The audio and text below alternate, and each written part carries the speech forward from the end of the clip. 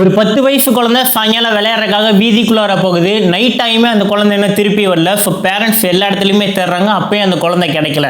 ஆனால் அடுத்த நாள் அந்த ஊருக்கு பக்கத்தில் இருக்க ஒரு ஏரிக்கரையோரமாக அந்த குழந்தையோட சடலம் கிடைக்குது.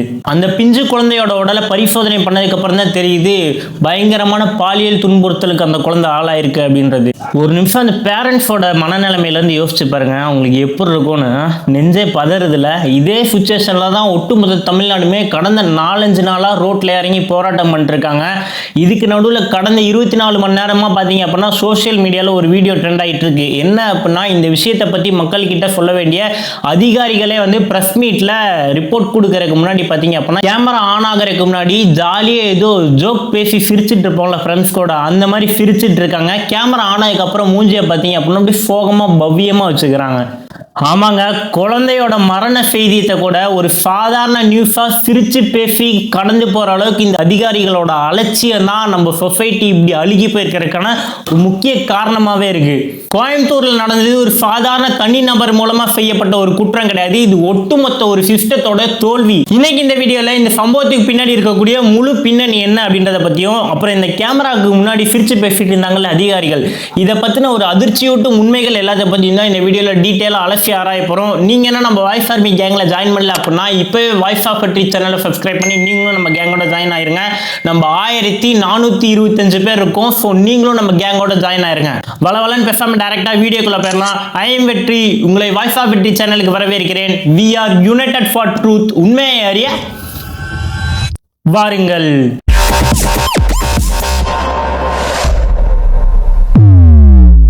முதல்ல இந்த சம்பவம் எங்க நடந்ததுன்னு பார்ப்போம். கோயம்புத்தூர்ல சூலூர்னு ஒரு ஏரியா இருக்கு. ஸோ அதுக்கு பக்கத்துல பள்ளிப்பாளையம்னு ஒரு இடம் இருக்கு, ஓகேங்களா? அந்த இடத்துல தான் இந்த 10 வயசு சிறுமி வந்து சாயங்காலம் விளையாடுறதுக்காக வெளியில போயிருக்காங்க.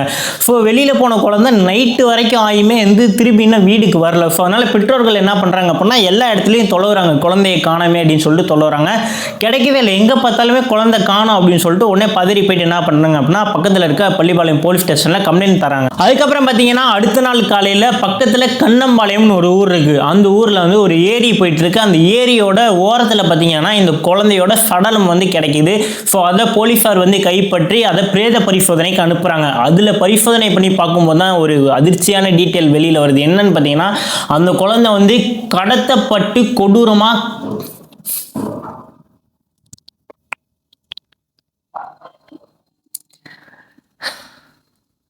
என்னால சொல்ல முடியல, உங்களுக்கே தெரியும் என்ன நடந்திருக்குன்னு. அந்த அளவுக்கு ஒரு வன்கொடுமை செய்யப்பட்டு அந்த குழந்தை கொல்லப்பட்டிருக்கு. இந்த விஷயம் உடனே காட்டு தீயா பரவி ஒரு தனிப்படை அமைச்சு 24 மணி நேரத்துல குற்றவாளியை கண்டுபிடிக்கணும் அப்படின்னு சொல்லிட்டு சிசிடிவி கேமராவோட உதவியெல்லாம் வச்சு குற்றவாளியை பிடிச்சிட்டாங்க. இந்த விஷயத்துல பாத்தீங்க அப்படின்னா 2 குற்றவாளிகள் வந்து மாட்டுறாங்க. ஸோ முதல்ல பிடிப்பட்டவர் யாருன்னு பாத்தீங்கன்னா கார்த்தின்றவர், வயசு வந்து 33, நாகப்பட்டினம் மாவட்டத்தை சேர்ந்தவர். இவர் வந்து ஒரு அப்பார்ட்மெண்ட்ல பதுங்கி இருக்கிறதா போலீஸார் வந்து கண்டுபிடிச்சிட்டாங்க. ஸோ வந்து உள்ள போய் அவரை பிடிக்கும் போது ஃபர்ஸ்ட் ஃப்ளோர்ல இருந்து கீழே குதிச்சிருக்காரு. கீழே குதிக்கும் போது குதிச்சிருக்கான், அவனுக்கு மரியாதைலாம் கிடையாது, குதிச்சிருக்கான். குதிக்கும் போது பார்த்தீங்கன்னா அவனோட ரைட் கையும் ரைட் காலும் வந்து டேமேஜ் ஆயிடுச்சு. ஸோ போலீஸ் வந்து அவனை பிடிச்சிட்டாங்க. ரெண்டாவதா யாருன்னு பார்த்தீங்கன்னா மோகன்ராஜ்னு ஒரு ஆள், அவனுக்கு பார்த்தீங்கன்னா 30 வயசு ஆகுது. ஸோ அக்யூஸ் 2 பேருமே போலீஸ் வந்து பிடிச்சிட்டாங்க. ஸோ இதுக்கு தமிழ்நாடு முதலமைச்சர் சி ஜோசப் விஜய் அவர்கள் இது வந்து மன்னிக்கவே முடியாத ஒரு மனிதாபிமானமற்ற செயல், இதுக்கு வந்து எந்த அளவுக்கு முடியுமோ அந்த ஃபாஸ்ட் ட்ராக் கோர்ட் சட்டம் மூலமா நாங்கள் வந்து அதிகபட்ச தண்டனை வாங்கி கொடுப்போம் அப்படின்ற மாதிரி சொல்லியிருக்காரு. ஸோ இந்த பிரச்சனை ஆரம்பிச்சதுலேருந்து இப்போ வரைக்குமே பார்த்தீங்க அப்படின்னா போலீஸாக இருந்தாலும் சரி, அரசாங்க தரப்புலையாக இருந்தாலும் சரி, எந்த ஒரு டிலேயுமே பண்ணாமல் ஃபாஸ்ட்டாக எல்லாமே நடந்துட்டு இருக்குன்றது ஓகே தான். ஆனால் முக்கியமான சம்பவமே எங்கே ஆரம்பிக்குதுன்னா இனிமேல் தான் ஆரம்பிக்குது. இந்த கொடூரமான சம்பவத்தை கண்டித்து அந்த குழந்தையோட பெற்றோர்களும் உறவினர்களும் கோவை சூலூர்ன்ற ஏரியாவில் மறியல் போராட்டம், ரோட்டில் வந்து மறியல் போராட்டம் பண்ணுறாங்க. ஒட்டுமொத்த தமிழ்நாடுமே வந்து சோகத்தில் மூழ்கி போயிருக்கு. இந்த நேரத்தில் இந்த விஷயத்தை பற்றி அதிகாரிகள் வந்து ப்ரெஸ் ரிப்போர்ட் தருவாங்கல்ல, போலீஸ்காரங்க தான் பெரிய அதிகாரிகள், உயர் அதிகாரிகள், இவங்க வந்து என்ன பண்ணுவாங்க, என்ன நடந்திருக்கு அப்படின்ற அந்த கேஸ் டீட்டெயில் எல்லாமே கலெக்ட் பண்ணி அதை வந்து பப்ளிக்கிட்ட சொல்லணும். ஸோ அதே மாதிரி ரிப்போர்ட்டர்ஸ்கிட்ட சொல்கிறதுக்கு முன்னாடி அந்த அரேஞ்ச்மெண்ட்ஸ்லாம் நடந்திருக்கு. நான் அந்த வீடியோ ப்ளே பண்ணுறேன் பாருங்கள். அது சொல்ல போகிறதுக்கு முன்னாடி அவங்க பண்ணுற அந்த விஷயம் வந்து ரெக்கார்ட் ஆகிருக்கு. இந்த வீடியோ தான் வந்து இப்போ இன்டர்நெட்டில் ரொம்ப வைரலாக போயிட்டுருக்கு. நாங்கள் எல்லாம் எவ்வளோ கோவத்தில் இருக்கோம், எவ்வளோ கேவலமான விஷயம் தமிழ்நாட்டில் நடந்திருக்கு, சொசைட்டி இவ்வளோ நாசமாக இருக்குதுன்னு சொல்லிட்டு எல்லோரும் கவலைப்பட்டுட்டு இருந்தா இவங்க யார், ஒரு சாதாரண ஆள் கிடையாது. இவங்க தான் இந்த விஷயத்தை பற்றி தமிழ்நாட்டு மக்களுக்கே சொல்ல வராங்க.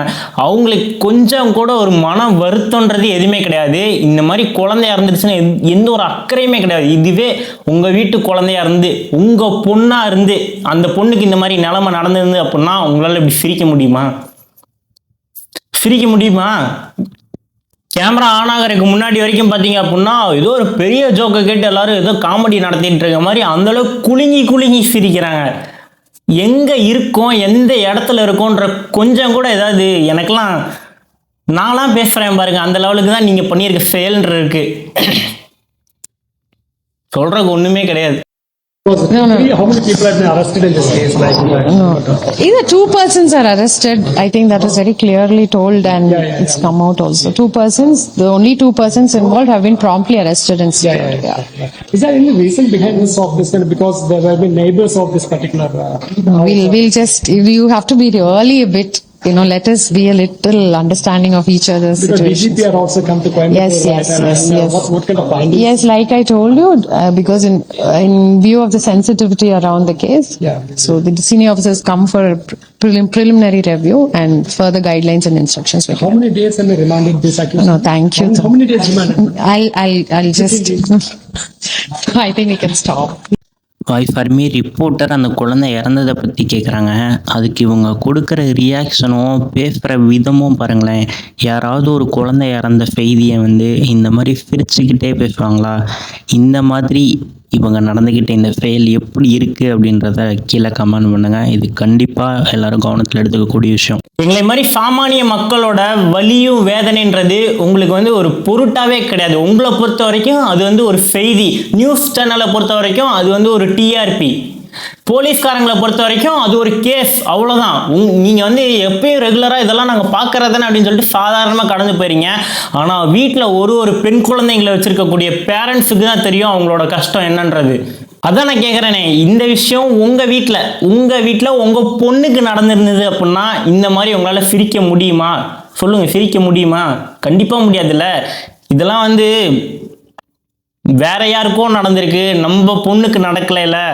அடுத்தவனுக்கு நடக்கிற வரைக்கும் தான் நமக்கு பார்த்தா சிரிப்பாக இருக்கும். நாளைக்கு நமக்கு நடந்ததுன்னா தான் அதோட கஷ்டன்றது புரியும். ஸோ நீங்கள் இருக்க இடத்துக்கு தகுந்த மாதிரி நடந்துக்கோங்க. வாய்ஸ் ஃபார் மீ நான் ஆல்ரெடி சொன்னது தான். போலீஸ்காரங்களை பொறுத்த வரைக்கும் இந்த விஷயன்றது அவங்களுக்கு கிடைச்சிருக்க ஒரு கேஸ் ஃபைல், அவ்வளோதான், கடந்து போயிடுவாங்க. நியூஸ் சேனல் பொறுத்த வரைக்கும் அவங்களுக்கு கிடைச்சிருக்க ஒரு டிஆர்பி நியூஸ், அவ்வளோதான், அவங்களும் கடந்து போயிடுவாங்க. அரசியல்வாதிகளை பொறுத்த வரைக்கும் அவங்களுக்கு ஆளுங்கட்சியோ எதிர்கட்சியோ பழி வாங்குறதுக்கு கிடைச்ச ஒரு டூல் மாதிரி தான். ஸோ அவங்களும் கடந்து போயிடுவாங்க. ஒருத்தவங்களும் கடந்து போயிடுவாங்க. இந்த விஷயத்தை பற்றி யாருமே பேச மாட்டாங்க. ஸோ நம்ம தான் கவனமாக இருக்கணும். நம்ம குழந்தைங்கள நம்ம தான் பாதுகாப்பாக பார்த்துக்கணும். சின்ன வயசுலேருந்தே சொல்லி கொடுத்து வளங்க. யார் கூப்பிட்டாலும் போகக்கூடாது, எப்பயுமே கவனமாக இருக்கணுன்ற உங்களுக்கு என்ன தெரியுமோ அந்தளவுக்கு. முக்கியமாக பெண் குழந்தைங்களை இந்த மாதிரி சில நாய்கள்லாம் எங்கேருந்து வருவானுங்க, எப்படி வருவானுங்க எதிர்பார்க்கவே முடியாது. ஸோ அதனால் பெண் குழந்தைகளை சேஃபாக வளர்க்க வேண்டியது நம்மளோட கடமை. சொல்லி கொடுத்து குழந்தைங்களை வளங்க. இவங்கள மாதிரி ஆளுங்களுக்கெல்லாம் பார்த்தீங்க அப்படின்னா யாரை மாதிரி நியூஸாக இருந்தாலும் சரி, போலீஸ் அதிகாரிகளாக இருந்தாலும் சரி, அரசியல்வாதிகளாக இருந்தாலும் சரி, எல்லாருமே பேசுகிறதோட கடந்து போயிடுவாங்களே தவிர அதை பற்றி அவங்க கொஞ்சம் கூட ஒரு வேதனைப்படுறதோ அதெல்லாம் எதுவுமே இருக்காது. ஸோ நம்ம பொறுத்த வரைக்கும் நம்ம தான் சேஃப்டியாக இருக்கணும். நம்ம தான் எல்லாமே பத்திரமா படுத்தி வச்சுக்கணும். சொல்லி கொடுத்து வளர்க்க கற்றுக்கணும். எல்லாம் பார்த்துக்கோங்க. இந்த சிஸ்டம் எவ்வளோ ஒஃப்டாக இருக்குது, எவ்வளோ பேடாக போயிட்டு இருக்குன்றது. இதுக்கு டிவிக்கே தான் இப்போ ஆட்சியில் இருக்காங்க, அதனால் அவங்க தான் சரி ஆக்ஷன் எடுக்கலை அப்படின்ற மாதிரி அடுத்தவங்களை குறை சொல்லி எந்த ஒரு பிரயோஜனமே கிடையாது. நம்ம வீட்டு பிள்ளைங்களும் நம்ம தான் பாதுகாத்துக்கணும். ஸோ இது அந்த ஆட்சி வந்தால் தான் மாறும், இந்த ஆட்சி வந்தால் தான் மாறும், அவங்க வந்தால் தான் கரெக்டாக இருந்தது, இவங்க வந்தால் தான் கரெக்டாக இருந்தது அப்படின்லாம் எதுவுமே சொல்கிறக்கே கிடையாது. இந்த முட்டா ஜனங்க கலாம் வந்தால் மாறிடும், கெஜ்ரிவால் வந்தால் மாறிடும் நம்பிக்கையில் வாழ்க்கையை விட்டுட்டு இருப்பாங்க. யார் வந்தாலும் நாம மாறினா தான் எல்லாமே மாறணும்னு புரிஞ்சுக்கிறதுக்கு இன்னும் 100 வருஷம் ஆகும்.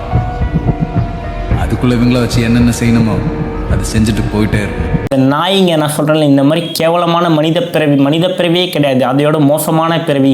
இந்த மாதிரி மிருகங்கள்லாம் எங்கேருந்து தான் வருவானுங்கன்னே தெரியாது. நம்ம தான் நம்ம குழந்தைய சேஃபாக பார்த்துக்கணும். இந்த மாதிரி நம்ம சொசைட்டியில் அடிக்கடி நடக்குது. இதை ஏன் நம்மளால் யாருனாலையும் தடுக்க முடியல அப்படின்னா அதுக்கு ஒரு முக்கியமான காரணம் சட்டத்தில் இருக்கக்கூடிய ஓட்டைகள் தான். அதை பயன்படுத்தி தான் இந்த குற்றவாளிகள் தைரியமாக அடுத்தடுத்து கொலை, இந்த மாதிரி கற்பழிப்பு என்னென்ன பண்ண முடியுமோ எல்லாமே பண்ணுறாங்க. ஸோ உங்களுக்கே தெரியும் போக்சோ கேஸ்ன்றது எவ்வளோ ஒரு ஸ்ட்ரிக்டான கேஸ்ன்றது. அந்த கேஸ் ஃபைல் ஆச்சு அப்படின்னா அதுக்கு கிடைக்கக்கூடிய தண்டனைன்றது வருஷங்கள் ஆகும். வருஷங்கள். இன்னைக்கு ஒரு கேஸ் ஃபைல் ஆகுது அப்படின்னா அதுக்கு ஜட்ஜ்மெண்ட் வர்றக்கே பார்த்தீங்கன்னா எப்படி இருந்தாலும் ஒரு 5 வருஷம் 6 வருஷம் இழுத்துரும். அந்த கேஸ் வந்து அதுக்கான தண்டனை தீர்ப்புன்றது வந்து உடனே கிடைக்கிறது இல்லை. ஸோ அதனால தான் குற்றவாளிகள் என்ன பண்ணுறாங்க அப்படின்னா, ஒரு தப்பு பண்ணிட்டாங்க அப்படின்னா நமக்கு என்ன உடனே தண்டனை கிடைக்க போகுது, அந்த தண்டனை கிடைக்கிறக்குள்ளார அவங்க என்ன பண்ணாங்க, அதுக்குள்ளார ஆட்சி மாறிடும், ஆள் மாறிடுவாங்க, அந்த கேஸ் வந்து திசை திருப்பிடுவாங்க. ஈஸியாக வந்து எப்படி ஹேண்டில் பண்ண முடியுமோ குற்றம் பண்ணவன் அது வந்து ஈஸியாக சமாளிச்சுட்டு போயிடுவான். உடனே தண்டனை கிடைக்கணும், அதுவும் வந்து கரெக்டாக தண்டனை கிடைக்கணும். ஏன்னா எதுக்காக இவ்வளோ டிலே ஆகுன்றது எனக்கும் தெரியும். ஏன்னா குற்றம் செய்யாதவங்க மேலே எந்த ஒரு முறையிலையும் தவறான முறையில் போய் குற்றம் வந்து நம்ம சுமத்தி அவங்களுக்கான தண்டனை கிடைக்கக்கூடாது அப்படின்றதுக்காக தான் அரசாங்கம் வந்து இவ்வளோ டைம் எடுத்துக்கிறாங்க. ஓகே, ஆனால் அந்த தண்டனை காலம் நீடிக்கிறனால தான் இந்த ஒரு விஷயத்தை வந்து என்ன பண்ணுறாங்க, குற்றவாளிகள்லாம் வந்து கையில் எடுத்துக்கிறாங்க. அவங்களுக்கு சாதகமாக மாற்றிக்கிட்டு குற்றத்தை வந்து திருப்பி பண்ணுறாங்க. அதை பார்த்து என்ன ஆகுது அப்படின்னா யாருக்குமே பயம்ன்றதே வரமாட்டேங்குது. ஸோ வந்து இந்த குற்றத்துக்கு கிடைக்க போகிற தீர்ப்பு மூலயமா இனி வரும் காலங்களில் இந்த தமிழக வெற்றி கழகம் ஆட்சியில் என்னை பொறுத்த வரைக்கும் சொல்கிறேன், இது வரைக்கும் எப்போ இருந்ததுன்னு தெரியல, இனிமேல் ஜென்ரேஷன் மாறணும்னு நான் நினைக்கிறேன். ஸோ எந்த அளவுக்கு குற்றம் வந்து நடந்ததுக்கான தண்டனை சீக்கிரம் கிடைக்குதோ அப்போதான் வந்து மற்ற குற்றம் செய்யணும்னு நினைக்கிறவங்க கூட வந்து இதை பார்த்து பயப்படுவாங்க. ஸோ தண்டனைகள் வந்து எவ்வளோ சீக்கிரம் கடுமையாக்கப்பட முடியுமோ அவ்வளோ சீக்கிரம் கடுமையாக்கப்பட்டால் தான் குற்றங்கள்ன்றது குறையும். அப்போ தான் இந்த சிஸ்டம் மேலேயா இருந்தாலும் சரி, இந்த சொசைட்டி மேலேயா இருந்தாலும் சரி, மக்களுக்கு நம்பிக்கை அப்படின்றது வரும். பெண் குழந்தைங்களை வச்சிருக்கவங்கலாம் வெளியே போகிறக்கே பயப்படுறாங்க, பெண்களே பயப்படுறாங்க. அந்தளவுக்கு இந்த சொசைட்டி இந்த சிஸ்டம் வந்து அவ்வளோ படு மோசமாக கேவலமாக இருக்குது. எந்த அளவுக்கு குற்றம் பண்ணவங்களுக்கு சீக்கிரம் தண்டனைன்றது கிடைக்குதோ அப்போ தான் மக்களுக்கு இந்த சொசைட்டி மேலே நம்பிக்கைன்றதே வரும். பாய் ஃபார்மி இந்த கோவையில் நடந்த சம்பவமாக இருந்தாலும் சரி, அதுக்கடுத்து இந்த அதிகாரிகள் கொடுத்த ரியாக்ஷனாக இருந்தாலும் சரி, இது எல்லாத்தையுமே பார்க்கும்போது நமக்கு ஒரு விஷயம் தெளிவாக புரியுது. ஒரு சேஃபான சொசைட்டியில் நம்ம வாழல அப்படின்றது தெளிவாக தெரியுது. நம்ம வீட்டு பெண் குழந்தைகளை பாதுகாக்கணும் அப்படின்ற அக்கறை நமக்கு எவ்வளோ இருக்கோ அதை விட 100 மடங்கு இந்த மாதிரி சட்ட ஓட்டைகளை வந்து பயன்படுத்தி தப்பிக்கக்கூடிய குற்றவாளிகளாக இருந்தாலும் சரி, இந்த மாதிரி அலட்சியமாக செயல்படக்கூடிய அதிகாரிகளாக இருந்தாலும் சரி, தப்பு பண்ணுறவங்கள தட்டி கேட்கக்கூடிய தைரியம் அப்படின்றது நமக்கு 100% அதிகமாக வரணும். இந்த அதிகாரிகள் சிரிச்சதை பற்றி நீங்கள் என்ன நினைக்கிறீங்க? ஸோ இனிமேலும் இந்த குழந்தைகளுக்கு எதிராக குற்றங்கள்லாம் நடக்கக்கூடாத அளவுக்கு ஒரு தண்டனை கொடுக்கணும், அப்படின்னா தான் குற்றங்கள்லாம் கம்மியாகும் அப்படின்னு நீங்கள் என்ன தண்டனை எல்லாம் கொடுத்தா கரெக்டாக இருக்கும்னு நினைக்கிறீங்களோ அதை மறக்காமல் கீழே கமெண்ட் பண்ணுங்கள். ஸோ வாய்ஸ் ஃபார் மீ உங்கள் தட்டனா மறக்காமல் கீழே கமெண்ட் பண்ணுங்கள். இப்போ நான் கிளம்புறேன், அது வரைக்கும் பாய்.